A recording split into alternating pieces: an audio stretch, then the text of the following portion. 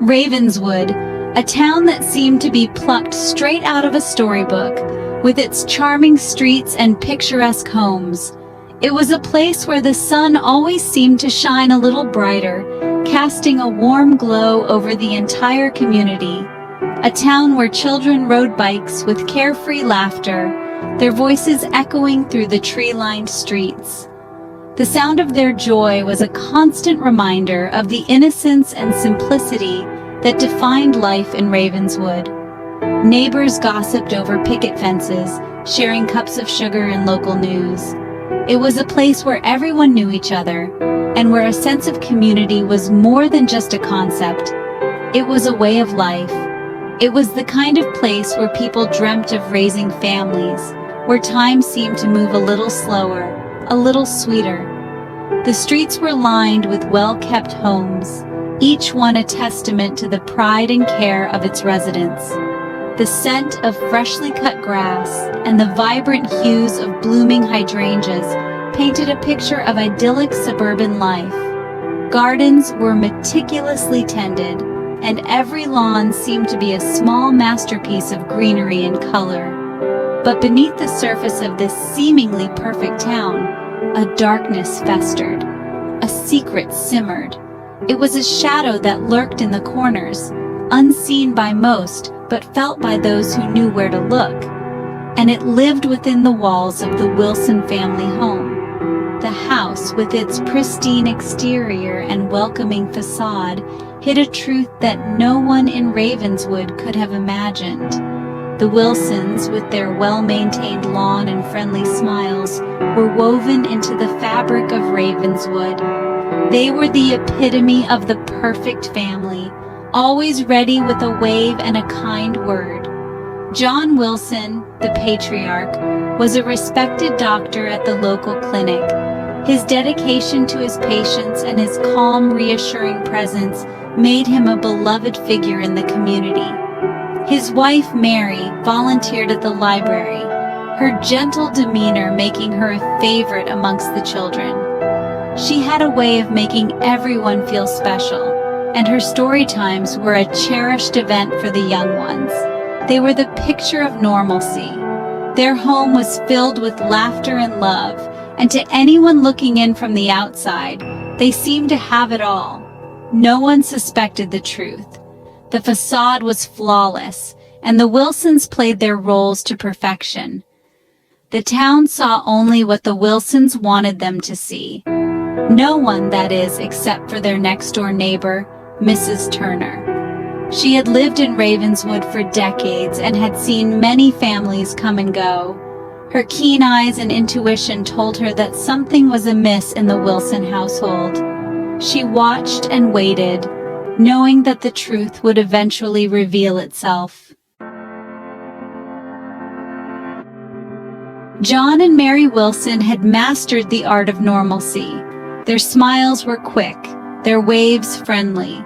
They hosted barbecues, attended church every Sunday, and were always ready to lend a helping hand. John, with his salt and pepper hair and kind eyes, was known for his bedside manner. Mary, always impeccably dressed, exuded warmth and compassion. They were the perfect couple, leading the perfect life. However, a shadow lurked behind their smiles.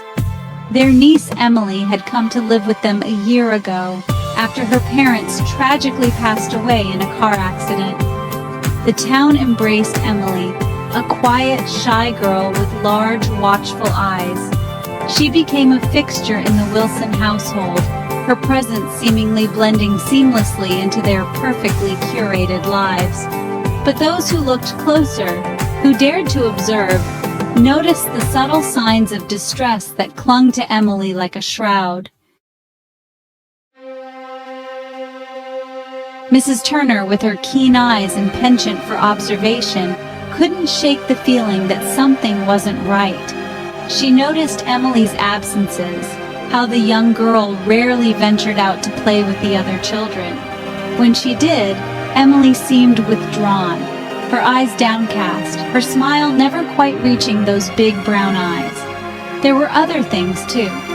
A slight limp, quickly explained away by the Wilsons as a clumsy fall. The long-sleeved shirts in the summer heat, hiding what Mrs. Turner could only guess were bruises. Whenever she tried to engage Emily in conversation, the girl would clam up, her eyes darting nervously towards the Wilson house as if seeking permission to speak. Mrs. Turner knew in her gut that something was wrong, terribly wrong, and she was determined to get to the bottom of it. Whispers in the wind, the anonymous tip. Ravenswood thrived on gossip. It was the lifeblood of the community. Whispered secrets shared over backyard fences and cups of coffee. In this quaint town, everyone knew everyone else's business, or at least they thought they did. The latest topic of hushed conversations was Emily Wilson, a young girl who had always been the picture of happiness and health. So, when rumors of Emily's withdrawn nature and unusual injuries began to circulate, it sent ripples of concern through the tight-knit community. People speculated endlessly, their imaginations running wild with possible explanations. It wasn't long before these rumors reached the ears of Officer Calloway, the town's sole law enforcement officer.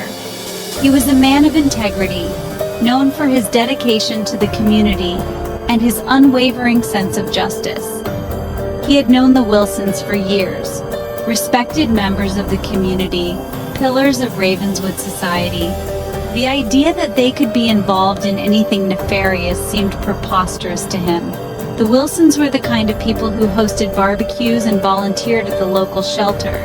The anonymous tip, scribbled on a piece of notebook paper, was a stark contrast to the Wilsons' public image. It was a hastily written note, the kind that suggested urgency and fear. The note accused the Wilsons of unspeakable acts. It was a shocking allegation, one that could not be ignored. Yet it was hard to believe. The Wilsons had always been above reproach. Officer Calloway scoffed at first. He had seen his fair share of pranks and misunderstandings in his career. It was easy to dismiss the note as another baseless rumor. It had to be a prank, a misunderstanding. The Wilsons were good people, and good people didn't do bad things. But as he crumpled the note in his hand, a nagging doubt began to form in his mind. Yet something about the desperation in the shaky handwriting, the plea for help hidden within the accusation, gnawed at him.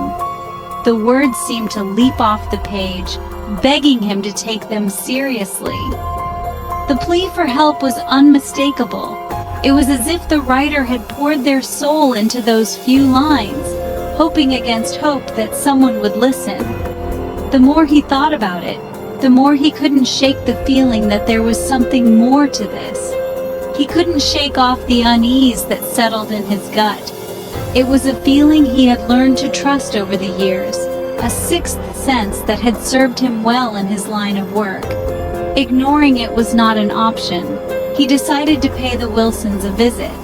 It was the only way to put his mind at ease. He needed to see for himself if there was any truth to the allegations.